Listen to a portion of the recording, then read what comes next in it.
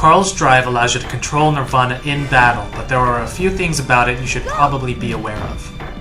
First, Nirvana moves when you press and hold D, but she won't actually attack until you release it. Second, you can only give commands to Nirvana when you're not being attacked, so if you're blocking, taking hits, or lying on the ground, she's not gonna respond.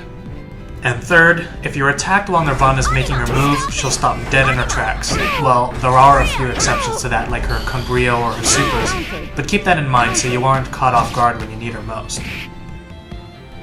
Oh, and one more thing, Nirvana has her own life bar just underneath Carl's portrait. It'll drain every time you use her or when she gets hit, but it'll recharge automatically when she's idle. Be careful though if it empties out, you won't be able to use her at all until it's full again. Carl's strength lies in his ability to string two separate combos together using Nirvana as the link, so abuse her forward D and up D when you can, especially when your opponent is sandwiched between Carl and his sister.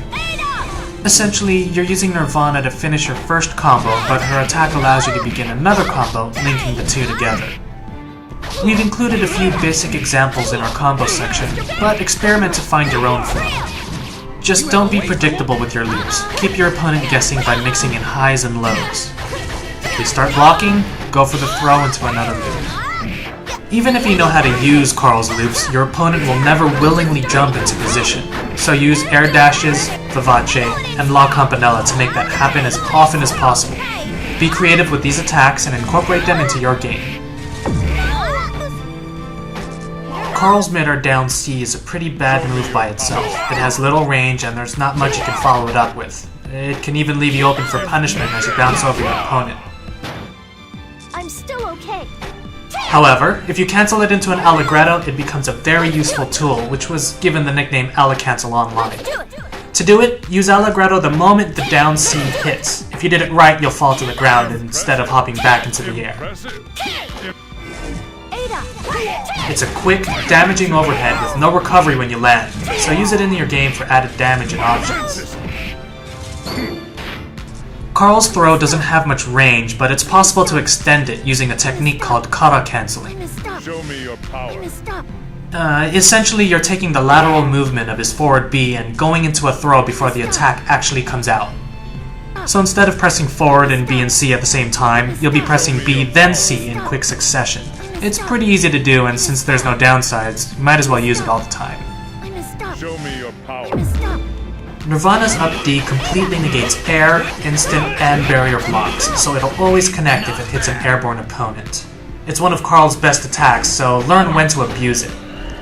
It's also one of Nirvana's moves that'll come out even if Carl's attacked, as long as her clap animation is done.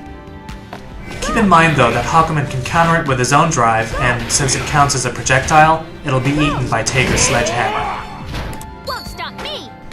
When you're not using it in one of Carl's loops, it's best used as a tech trap, which could potentially lead into another loop. For instance, when you're finishing an air combo with Allegretto and Nirvana's waiting on the other side. If your opponent recovers incorrectly, they'll eat a shockwave and you can continue to punish them. If you're pressuring them in the corner or in the sandwich, you can also control the space directly above them. If they jump up, you can punish them for it. Because Carl and Nirvana can attack at the same time, you have a few unblockable setups at your disposal. As usual, these require that your opponent is sandwiched between Carl and Nirvana. The first setup is done by combining Nirvana's overhead attack with any of Carl's low attacks. Since the opponent can't block high and low at the same time, they'll eat both attacks. Similarly, the second setup uses Nirvana's down forward D, which hits low, and you combine that with one of Carl's overheads. If any of these unblockable setups connect, you can continue into a different loop. When Nirvana's doing her punching super Rhapsody of Memories, you have a few options at your disposal. If your opponent's being nailed by Nirvana, you can add in your own attacks for added damage. If they waste their burst during Nirvana's rush, you can continue to punish them after Nirvana sends them flying.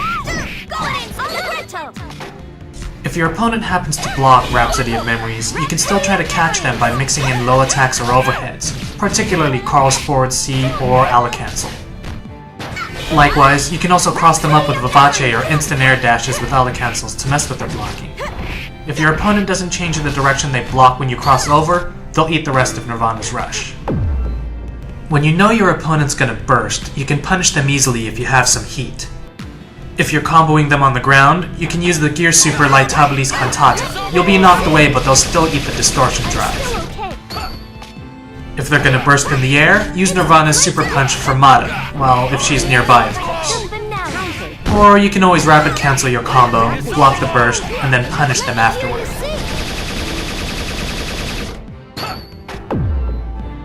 Don't forget that when you're not being attacked, you have full control of Nirvana.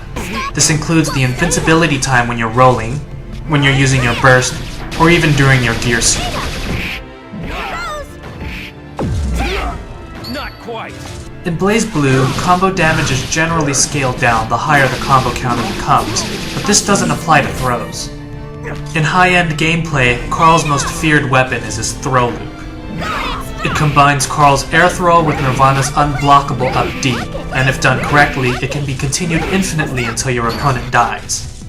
If they throw escape, they'll still be caught by Nirvana's shockwave, which can potentially lead back into another loop. If you get the timing down perfectly, there are very few characters who can get out of it.